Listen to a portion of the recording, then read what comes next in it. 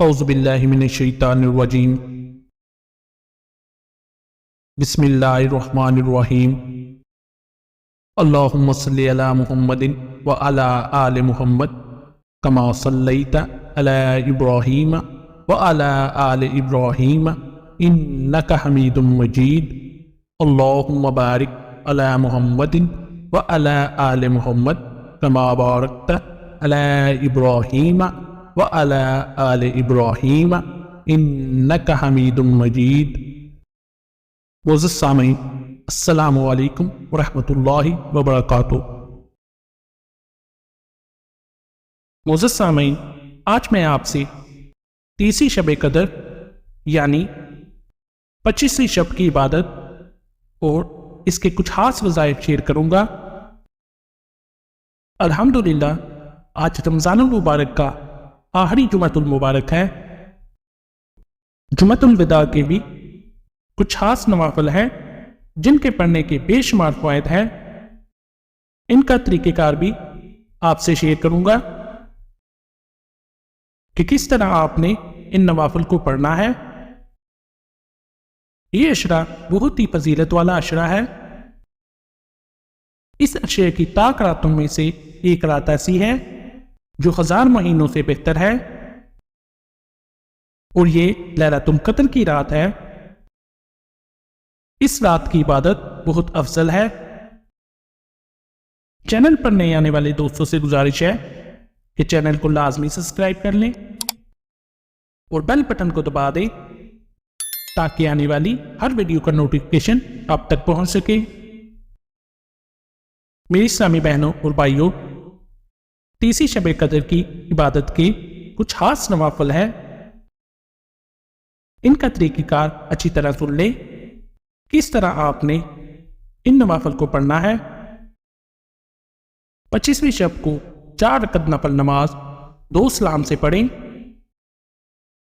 پہلی رکعت میں سورۃ فاتحہ کے بعد سورہ قدر 1 مرتبہ اور سورہ اخلاص کو 5 مرتبہ پڑھیں، اور سلام کے بعد 100 مرتبہ کلمہ طیبہ پڑھیں۔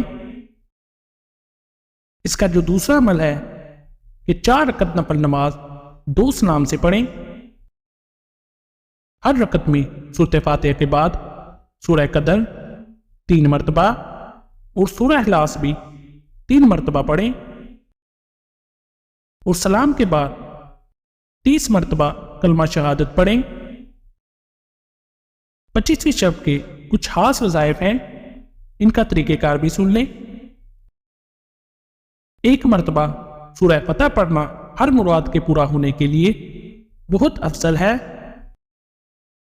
اور اس کا جو دوسرا عمل ہے کہ 1 مرتبہ سورہ دخان پڑھنا قبر کے عذاب سے بچاتا ہے۔ حضور صلی اللہ علیہ وآلہ وسلم یہ سورت ہر رات کو پڑھا کرتے تھے۔ ان وظائف کو پڑھنے کے بعد آپ اللہ کی بارگاہ میں گر گڑا کر دعائیں مانگیں کہ اللہ تعالیٰ اپنے حبیب کے صدقے ہماری ہر پریشانی کو دور فرما۔ بے شک تو رحیم ہے اور ہماری ہر جائز حاجت کو پورا فرما دے، آمین۔ اس رات میں اپنے لیے اور اپنی والدین کی بخشش کے لیے خصوصی دعائیں مانگیں کہ اللہ تعالیٰ اس رات کے صدقے ہمیں بخش دے اور ہمارے گناہوں کو معاف فرما دے، آمین۔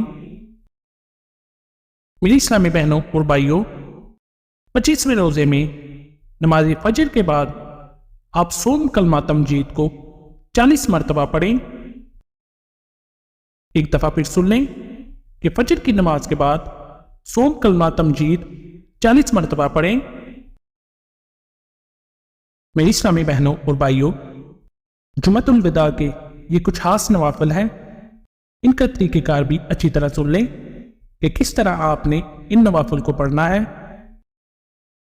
آپ نے جمعے کی نماز کے بعد 2 رکعت نفل نماز پڑھنی ہے۔ پہلی رکعت میں سورۃ فاتحہ کے بعد سورہ زلزال 1 مرتبہ اور سورہ اخلاص کو 7 मरतबा पढ़ना है। अब दूसरी रकत में सूरत फातिहा के बाद सूरह काफिरून 3 मरतबा और सलाम के बाद यह दुरूद पाक 10 मरतबा पढ़ें।